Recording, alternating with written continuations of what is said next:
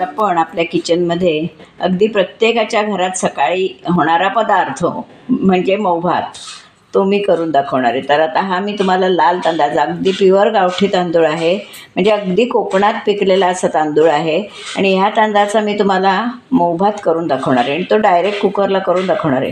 कारण पूर्वी हा भात तपलीत केला जायचा, तांब्याची पितळ्याची तपली असायची आणि त्याच्यात तो केला जायचा आणि लहान मुलांची पंगत बसायची हा भात जेवायला. खेडेगावात तर केळीची पानं असायची आणि त्याच्यावर तो भात वाढलेला असायचा आणि एक आगळी वेगळी मजाच असायची हा भात जेवण्यात.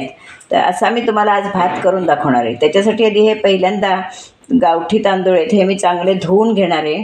2-3 पाणी घालून चांगले धुवून घेते आणि मग तुम्हाला पुढची कृती दाखवते. आता हे धुवून घेते आणि दाखवते तुम्हाला.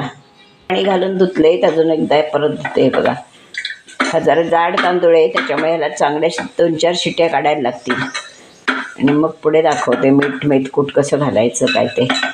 आधी आम्ही धुवून आता चांगले डबल टिबल पाणी घालून मी शिजवून घेते 3-4 शिट्ट्या काढून.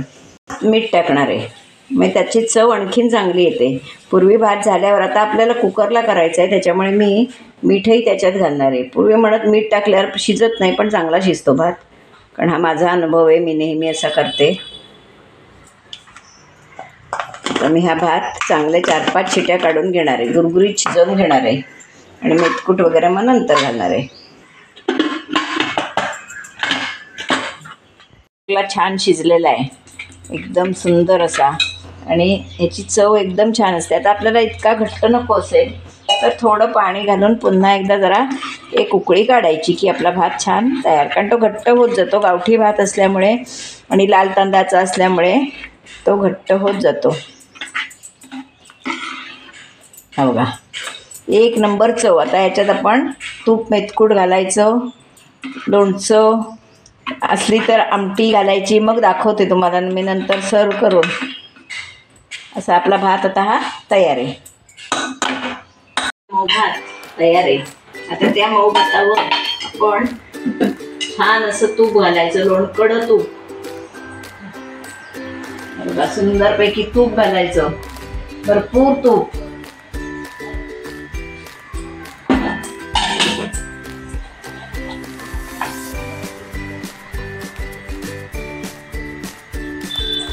मेथकूट त्याच्या आवडीप्रमाणे, कोणाला आवडतं कोणाला कमी आवडतं, असं हे मेथकूट घालायचं. सगळ्यांना आवडत असेल तर आम्ही भातातच कालवून घालतो मेथकूट. नंतर हे लसणीचं तिखट, ते तर अगदी खेडेगावातलं म्हणजे आवश्यक असलेलं. कोणाला कैरीचं लोणचं हवं असेल तर तसं, पण हे लसणीचं तिखट. आणि ह्या भाताबरोबर एक सुंदर लागणारा प्रकार म्हणजे अखंड मसुराची आमटी. ती सुद्धा शिळी पाहिजे, म्हणजे रात्री केलेली अशी पाहिजे, तरच त्याची चव येते आणि ती आमटी भात जेवायला खूप मजा येते. अशी लहानपणी आम्ही सगळे एकत्र 6 भावंड बसायचो. आमची जागा सुद्धा ठरलेली असायची, आम्ही प्रत्येकाचा पाठ ठरलेला, प्रत्येकाची जागा ठरलेली असायची. अशी आम्ही 6 भावंड बसायचो आणि मग असा मऊ भात असायचा. केळीच्या पानावर गरम गरम मऊ भात, नंतर तो असं गरम भात असला की त्याला पाणी सुटतं, मग ते चाटून खाण्यात खूप मजा असायची. आणि त्याच्यावर ही अशी आमटी, थोडीशीच आमटी असायची रात्रीची उरलेली, मग त्यावरून सुद्धा आमची भांडणं असायची, तुला कमी मला जास्त असं. अशी आमची 6 जण भावंड आम्ही एकत्र बसून छान असं. मग आज मला खूप अगदी लहानपण आठवलं.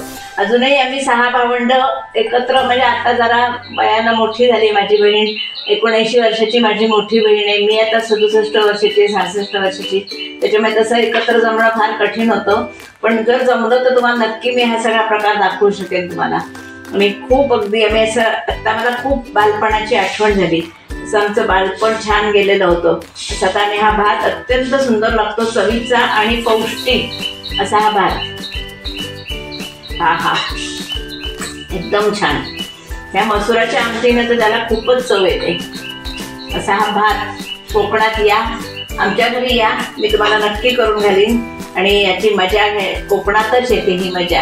बरोबर पापड असला तरी चालतो, ताक चालतो, दही चालतो, किंवा काहीही नसलं, नुसता जरी मेथकूट तूप भात असला तरी सुद्धा तो खूप चांगला लागतो. बरोबर कैरीचं लोणचं किंवा ताजी कैरी किसून त्याचं टकू करायचं, ते सुद्धा छान लागतं. असा हा मऊ भात तुम्ही हे बघा, तुम्हीही करून बघा. कोकणात या, कोकणातली मजा घ्या. आणि हा माझा व्हिडिओ जर तुम्हाला आवडला तर लाईक करा, शेअर करा, सबस्क्राईब करा, बेल आयकॉन बटन दाबायला विसरू नका. धन्यवाद.